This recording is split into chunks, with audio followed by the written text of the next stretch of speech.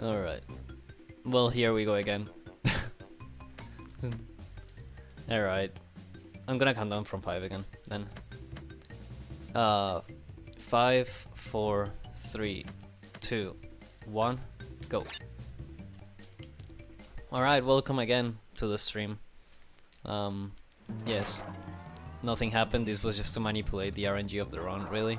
So, this is actually going to be a new world record. No, imagine. Oh my gosh, especially if I do a movement like that.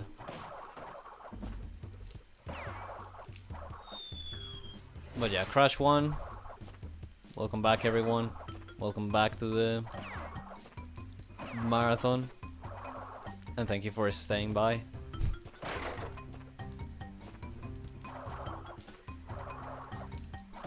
But yeah, again, death abusing, reset cycles, and get rid of the cutscene at the end of each level. So very useful. We do it a lot throughout the run. Pretty much every level except for 3.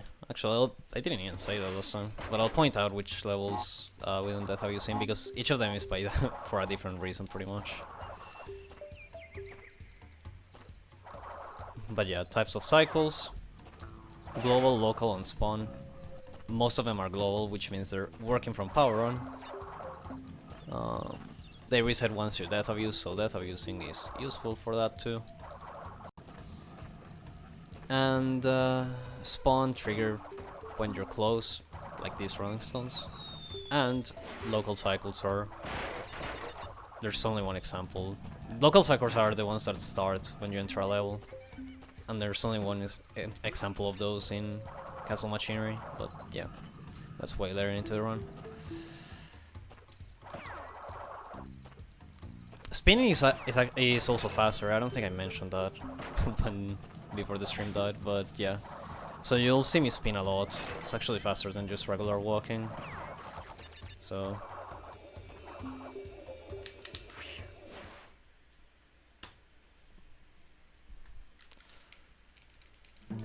we do it a lot. There's a thing called the spin timer, though, so you cannot really abuse, like, completely spam spins. You actually have to time stuff.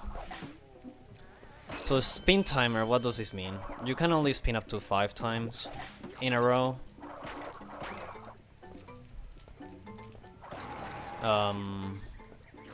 And it works kind of like a meter, right? A meter with 6 divisions, just think about that. Every time you spin, one of those divisions gets removed. And it refills every... I think it's 2 seconds, I wanna say? Something like that. I don't remember exactly what the time is, but yeah.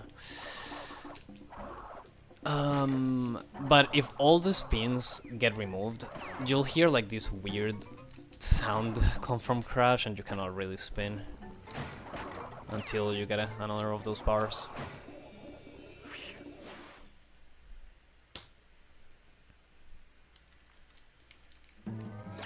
And yeah, again, fastest movement of the game is called zigzagging. So you see Crash wheeling back and forth in the air. That's me alternating diagonal. So I'm basically, in this case, I'm alternating between down left and down right.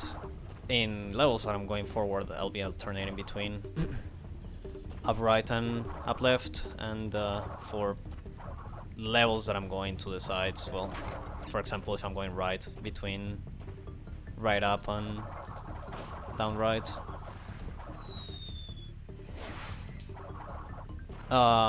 So going diagonal in this game makes Crash go faster for some reason. That's true for the entire original trilogy, like it's like 25% faster or something stupid. But obviously you cannot just press diagonal and beat the game, so you have to alternate in order to be able to advance.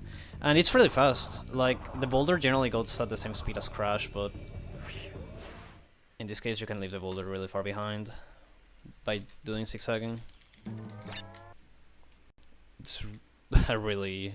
like, it just shows how powerful zigzagging is. I'll talk about version differences in a bit, actually. Maybe in Hog Wild or something, a level that doesn't have much to it.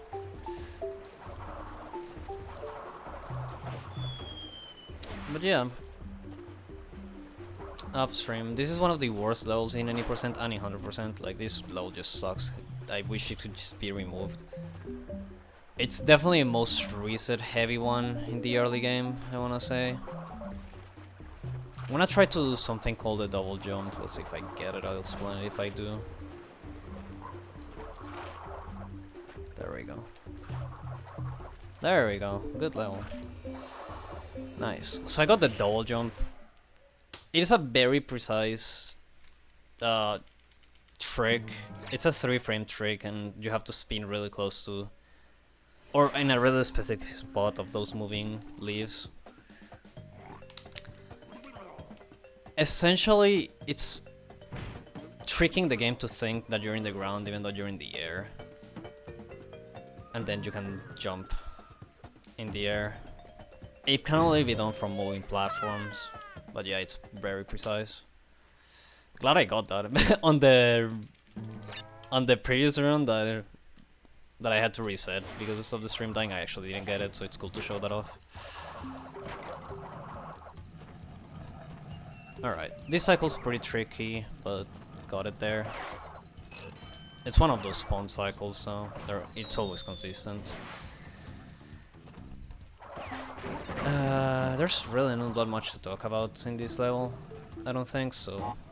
Yeah, Crash 4 is releasing, I think, Friday, so if you have a PS4 or an Xbox One, and you like 3D platformers, that's probably a good game to get. It looks really good. The demo released, I think last week, and it looks pretty sick.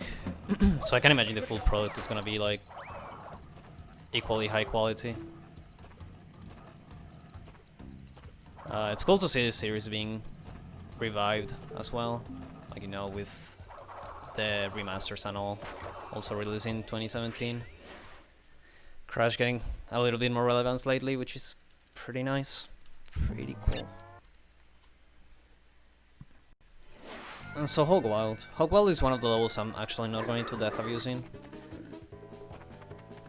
It's actually slower to death abuse, so I'm gonna break every box except for one. The cutscene at the end drops on top of Crash's head all the boxes you didn't break, so... yeah. Just gonna break most of them, except for one. I don't want to get the gem, because it's slow. Other than that, this is just an auto-scroller. Compared to the remasters where you actually can speed this level up by jumping. I mean, you can also do zigzagging and make the hog squeal. That also happens. But it's just kind of pointless knowledge, I guess. Not pointless, but random, I guess. Ooh, squealing.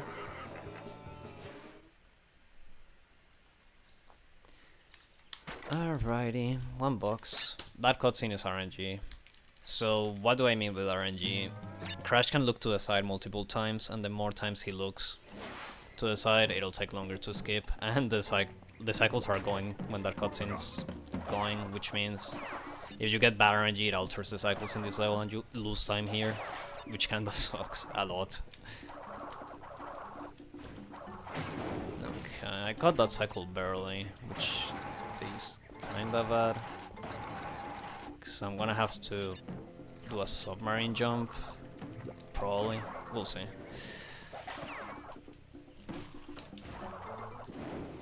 Yeah, most likely. Alright, there we go.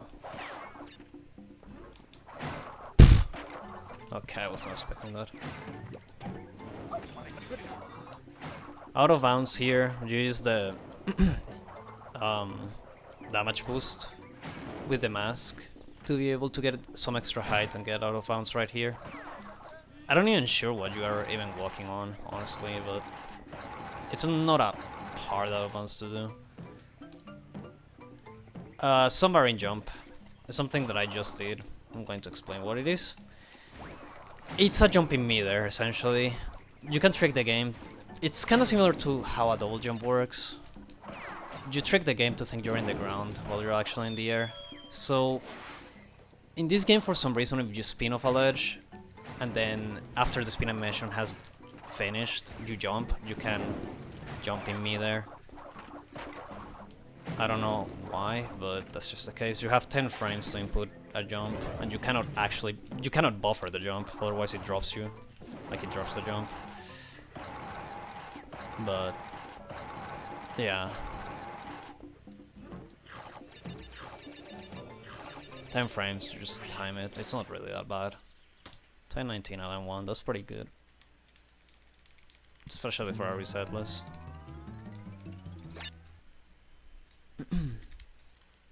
Up the creek. Alright, so in this game, if you game over, it's over. You have to reload a save. So it's not like Crash 2 and 3 where you just have to do the level that you game over in. Now in this game, it like the run's dead. Since we don't actually save. But there's a strat later on which requires game overing. So doing attempts of this game kinda sucks in that regard, because you have to enter one of the hardest levels in any percent with 0 lives, which means if you do a mistake in that level, you die and game over, so you cannot even finish the run. It was a strat that was discovered kinda recently. Not really discovered, honestly. It was like an application was discovered kinda recently, last year, like late last year. It's pretty much the latest strat implemented into this category. This category is actually pretty optimized. But yeah, so I want to keep my lives low. I've been grabbing some extra lives to make sure I like to lower my chances of game overing, because obviously this being a marathon and all, I don't want to risk making one mistake and game overing in that level. But sadly it makes getting PV pretty much impossible for me.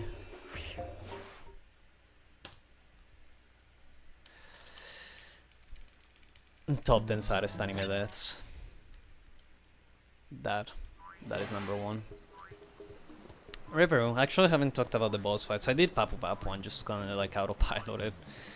So boss fights in this game are probably like the easiest part of the game. They're mostly scripted. So yeah, they're most side-scrollers except for one that I'll talk about later.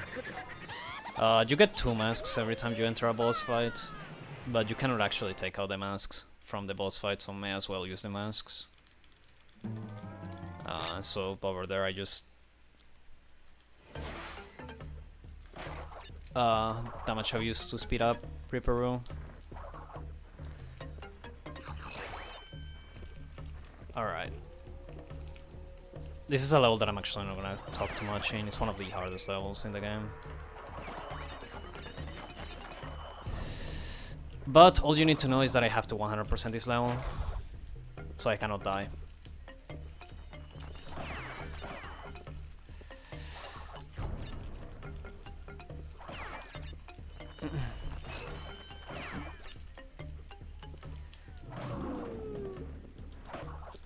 So how 100% works in this level is that you have to do each level without dying.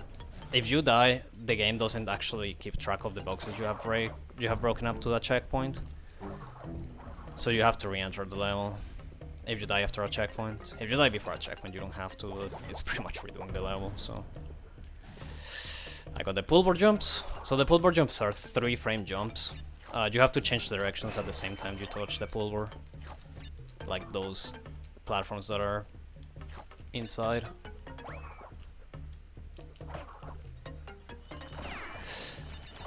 Oh my god, okay, I got a random input from my controller and I thought I was dead. A death in this level would cost me like 1 billion years. Thankfully I survived, but it costed me a cycle. So I'm losing like 4-ish seconds or so. That's fine though, that's better than losing like 2 minutes.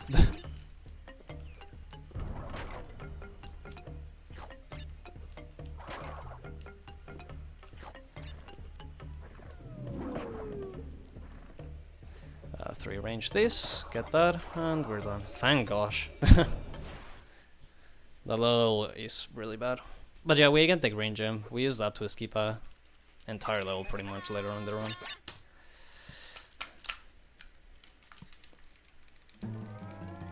Alright. Temple Ruins. Yes. This all has some cool skips to it. I think it's a cool level. It's kinda tricky, but it does have some cool stuff to it.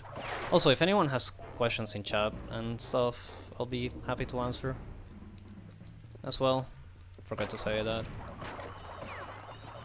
Since this ain't GDQ, I can actually read chat.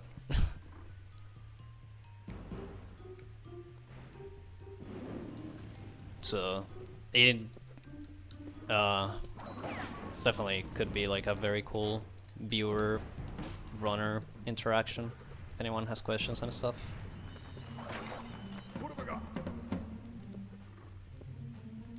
Well, I have a question from myself here. How do you route the idea of what boxes should be broken and what shouldn't be broken? Because if you lose time at the end because all the boxes will break on crash.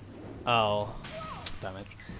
Well, that doesn't matter in any percent since you death abuse, so you get rid of that cutscene. But in 100% it doesn't matter either because it's Japanese. Oh my god, I cannot get this apparently. Gonna grab that extra life just in case. That's really bad. This trick is really not that hard. There we go. But yeah, since we death abuse to get rid of the cutscene at the end, thankfully routing boxes doesn't matter, otherwise it would... Oh my gosh, it would be so much work. But yeah, see, like the cutscene didn't happen there, so death abusing just gets rid of it. Unless you die before a checkpoint. If you die before a checkpoint, you have to death abuse again to get rid of the cutscene for some reason. It's just how the game works, I guess. But yeah, for example, in Castle Machinery, since I won't be death abusing there, you'll see like 24 boxes drop on Crash's head. But yeah, that's like way later into the run.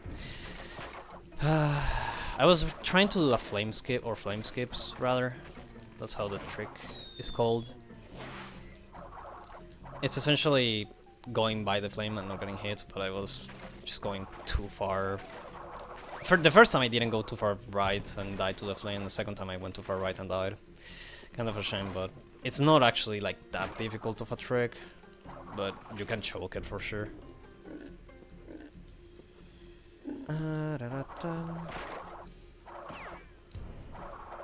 Alrighty.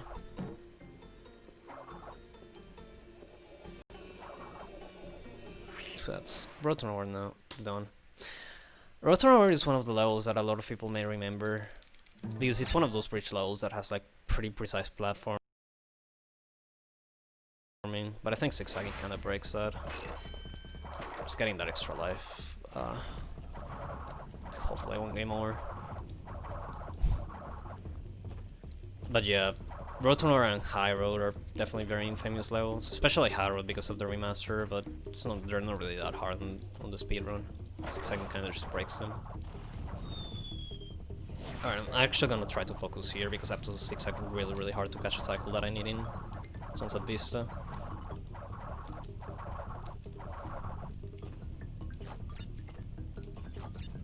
Well, I'm probably not gonna catch it now because I got a drop jump.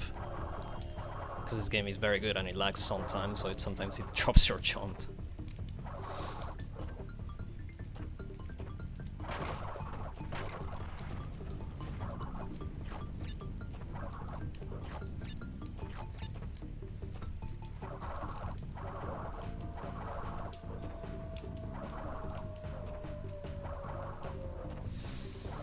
Nah, my Thumby's dead. That's the thing with zigzagging, is that it is actually really physically demanding, so it's really hard to just keep it at your peak after a while of playing.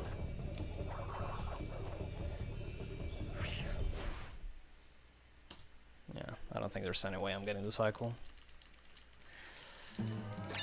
It kinda sucks, it's one of the hardest cycles in the game. At least I've been having trouble with it recently. So I swear I used to not have trouble with it, but yeah, I didn't get it.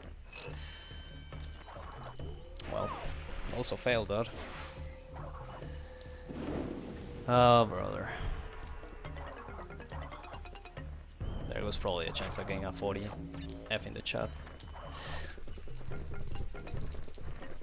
So I was trying to do this out of bounds. It's actually a very easy trick. It kinda sucks I mistimed it. Clearly doing the stuff that is hard the first try and then failing the easy stuff. Marathons, hashtag.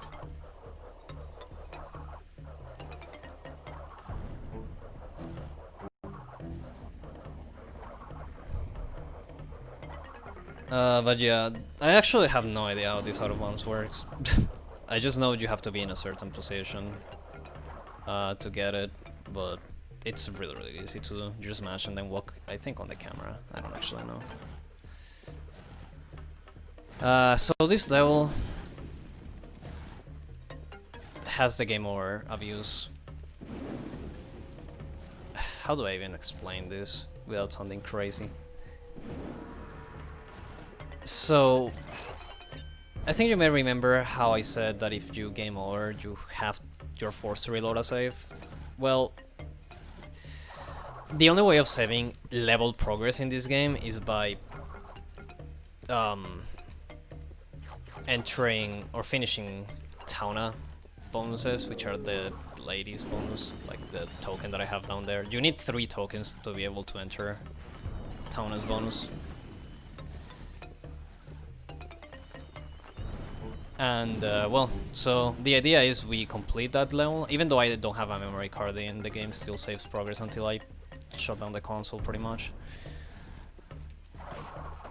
So yeah, I'm gonna be doing the Taunt token and then game over right after. For some reason, some levels, especially the ones that have or that are before boss fights, just put you in the level after, so I don't actually have to finish Sunset Vista. And it saves around 17 seconds or so versus the normal way. It's actually a super big time save. I'm not making that, there's no way.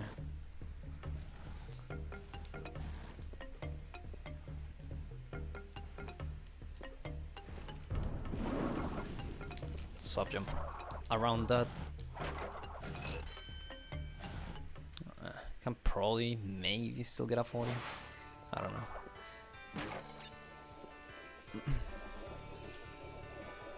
The game can crash, by the way. They didn't. Good.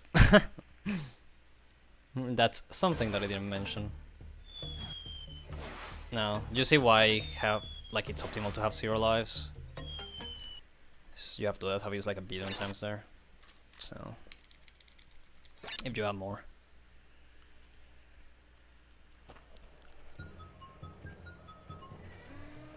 And yeah, I press continue and it puts me in Koala Kong. Good game.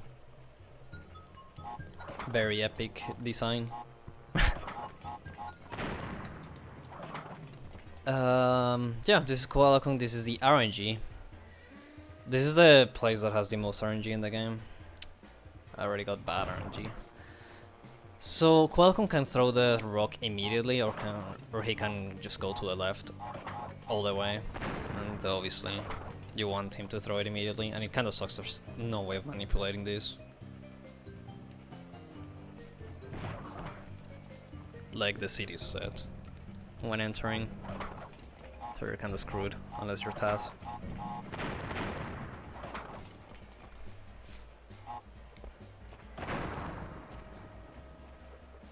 Could have maybe gotten that early cycle, but I wasn't quite sure. Would have been risky.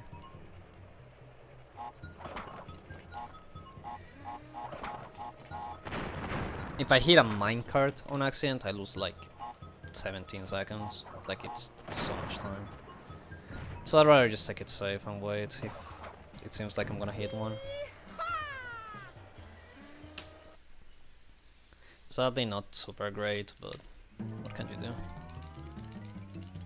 I can actually steal 40 with this if I get like the perfect Island 3. Alright, heavy machinery. This all is pretty cool, it has some cool stuff after the second checkpoint. Um, yeah, up to the first checkpoint though, there's not really much. You use the 3 range to just avoid some enemies, and that's about it.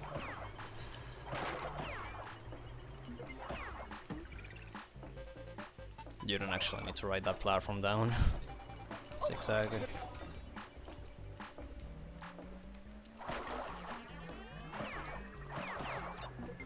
And death abuse. The other bad thing about doing the game or abuse strat is that when you reload the save, you're always with 4 lives. Or you always have 4 lives, which means that if you do some mistakes in Island 3, you will also game over.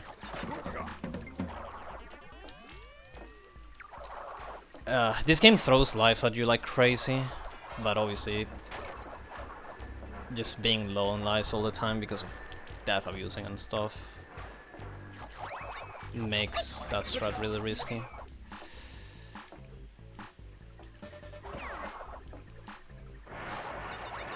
Spin here, and I got spin timered somehow. That's actually kinda bad. Well, I think that's RIP 40, maybe, I don't know. Spinning increases your hitbox slightly, so you can jump on those springs immediately.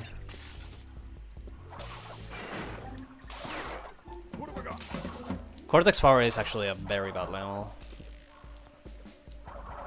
Because spinning through the electricity, I think I didn't mention this since I reset the run, but spinning in the air lasts for less frames than it does on the ground. So using your invincibility frames to go through stuff in the air is actually way harder than it is on the ground. Get that life, as I need it.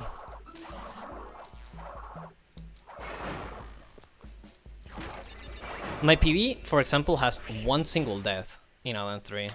1. And it has 0 lives by very close to the end of the run. So it's like, you do 1 mistake and then you can just game over. Anyway.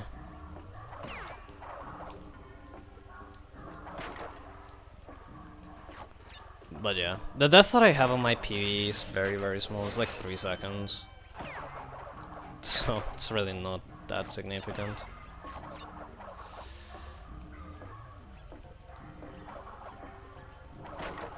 What have I got?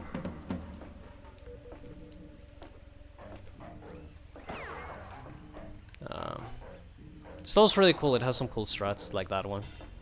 Submarine jump diagonally, except it's not really a diagonal submarine jump. I'm grabbing this life just in case. But it looks diagonal because of the way the camera moves. The GDQ jump right here. We call that the GDQ jump because it was found while we were on GDQ. So yeah, I just got called that. It says like 0.5. My PV actually doesn't do it, so that's some time save. Or my PV. Toxic waste. This level is deceivingly difficult because zigzagging, since you're alternating diagonals so much, it's very easy to actually fall off the ledge in this level, because it's like the platform you have to walk on is pretty small. It's literally just 1 tile. Death abuse in the first checkpoint because of cycles. You may think the cycles are not important in this level, but for some reason, if you death abuse in the first checkpoint instead of the second one, you can 3-cycle the last enemy, and see, point and case, it's very easy to zigzag off the side. Well, there goes the chance of getting a 40. This is so sad.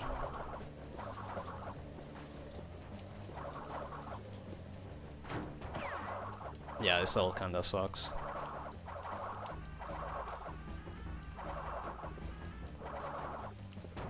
But yeah, for some reason you can 3-cycle the last enemy if you death abuse from the first checkpoint instead of the second one. I don't know why. Makes... Brother. Oh my gosh. F in the chat.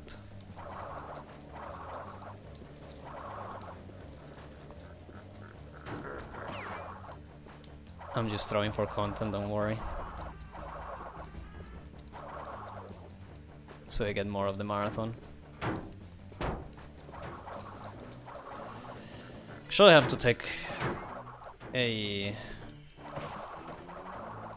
I have to keep up with my lives because they're kinda low-ish. Yeah, I think 3 lives is enough, but yeah. Wow, that was a really bad death. Oh well. It's probably the biggest mistake in the run so far. What can you do? It happens.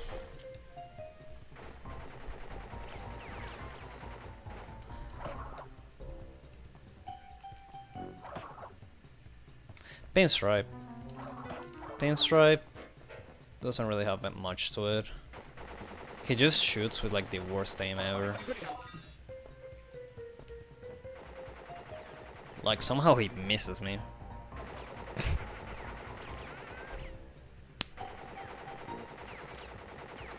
I honestly don't know how is that possible, but yeah.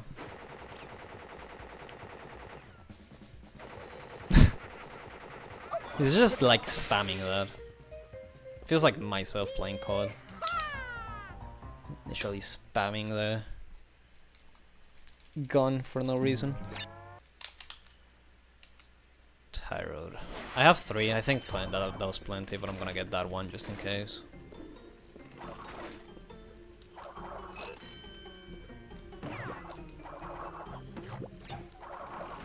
So bouncing on turtles is slightly faster than spinning and then just jumping. Some of these jumps are actually kinda tricky if you weren't to do zigzagging, but zigzagging just kinda breaks the level, so it makes levels just very trivial. I got the delayed jump there. I thought I was gonna get the drop jump. That spot is the most infamous spot for drop jumps in the entire game. I don't know why that spot in particular is so laggy.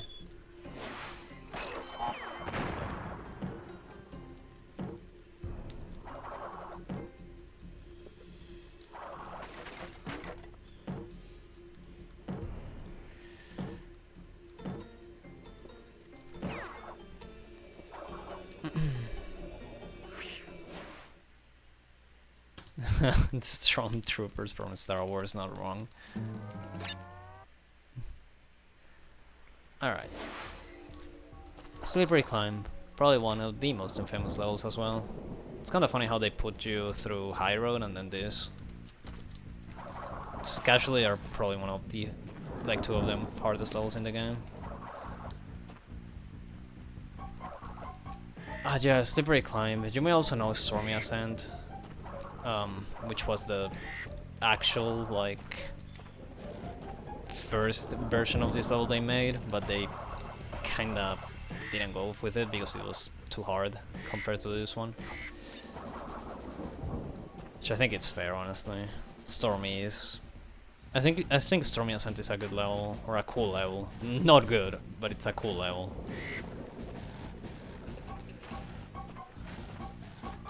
But it just kinda spams some stuff and makes it kind of hard, annoying, I guess. You can play it on the remaster, since they released it for DLC. But yeah, Slippery Climb is actually not too hard in any percent. In 100% it kinda sucks because of cycles. You get up to this level with...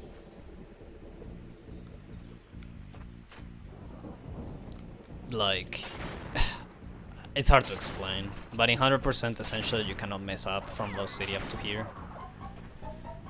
Oh yeah, version differences now, that reminds me. So, Crash 1, any percent is faster on NTSCU, but it's... for 100% it's faster on NTSCJ. That's because of some version differences. For once, the color gems, some of them were swapped, so you can get the red gem a lot earlier than in NTSCU, which makes Road to Nowhere doable in the first visit. In J, that's pretty much why it's faster. But in J, you cannot actually get rid of the box cutscene, but it always throws on top of Crash's head only one box. It doesn't matter how many you missed. It's still a bad cutscene because it still has RNG elements to it. But yeah. It's not the worst thing.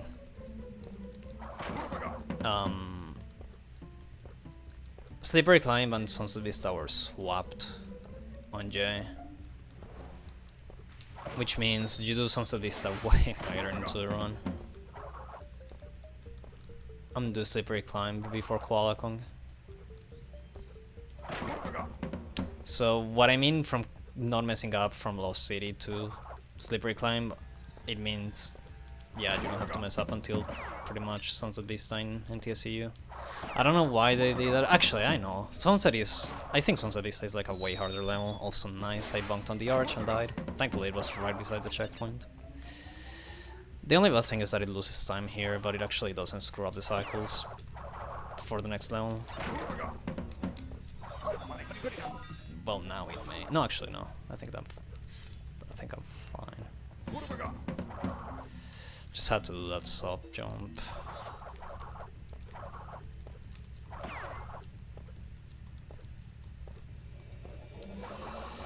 No, I'm not gonna go for it.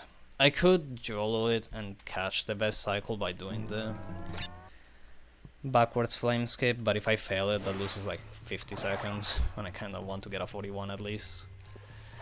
So I'll just take the time loss. Probably.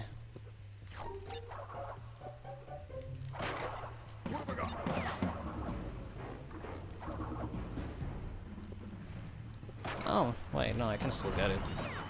Yeah, okay. No, never mind. I'm not losing the cycle. I thought I was. So I thought I did the ending of Lights Out way worse than what I actually did. Jump there. I have to sub-jump under these spears. Very good. Oh, I did that. I did actually get the backwards flaming skip. I still went for it because keeping the masks for getting the entire cycle is good. So I'll jump under those. And go. Spin and die. Thankfully we don't have to worry about lives anymore. Unless I were to like game over in this section, but this section of Jaws of Darkness is actually pretty easy. So there's these 3 jumps right here, but they're not too hard.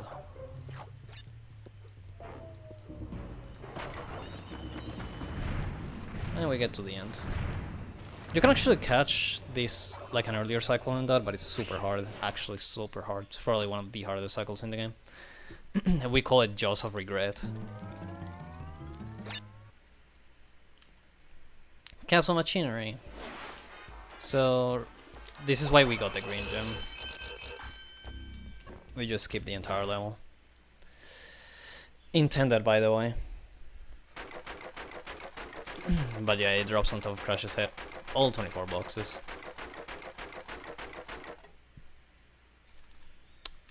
That's what I meant with the RNG. He did a double take there, so I lost like over a second because of that. Which is unfortunate. But whatever. This is Brio's second to last boss fight in the game. You actually have to spin or jump on these things from above. You cannot actually just spin them, otherwise they don't die for some reason. And somehow that does damage to him, by the way. Like, on the remake they made it so those things squirted some random chemical back to him, but in OG, bro, I have no idea why killing those blobs does damage to Brio. You can theorize, I guess. The lab, last level in the game.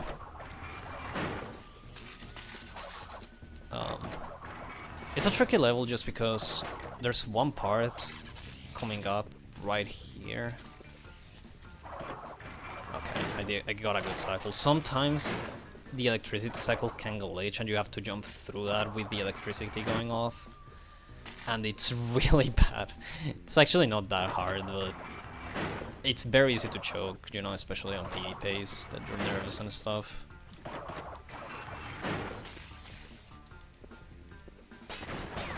That's how you see here. Somehow they programmed this stack on TNTs really badly, so you can just spin through it and hit the exclamation mark through the TNTs. It's really weird. Spin there. The door will open. Or not the door, the floor. Soft jump. Bounce. Done. Easy level.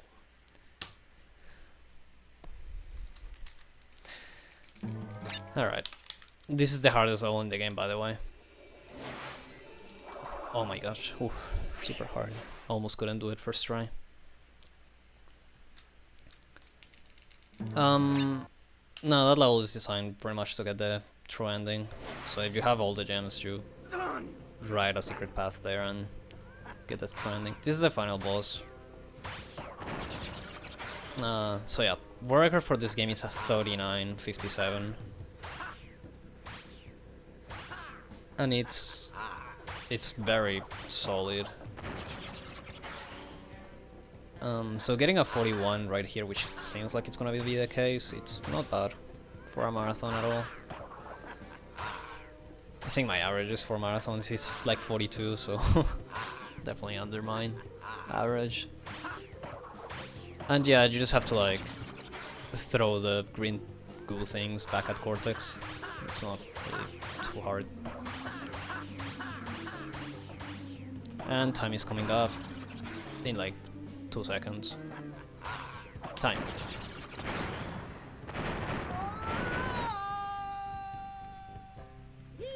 And now we hear the yeehaw and off to the sunset or something. And we rescued Tauna! Yay, we did it.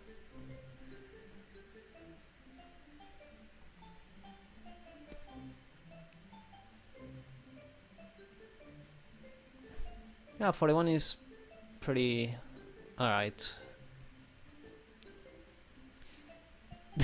If I hadn't died in Toxic Waste like that, I would have probably 40'd. Cause that death in Toxic Waste was so bad. Actually so bad. Or no, maybe not, because I also died in Lights Out. Well, would have been a really low 41 though. In any case, it's still a good run. Most of the hard stuff I actually got first try and stuff. I think it was a good run. Anyway, thanks everyone for watching, and be sure to stay tuned for the rest of the marathon. It's for a great cause too. And yeah, I think that's it. Shoutouts to the Crash Boys. And shoutouts to Skylar that's here too.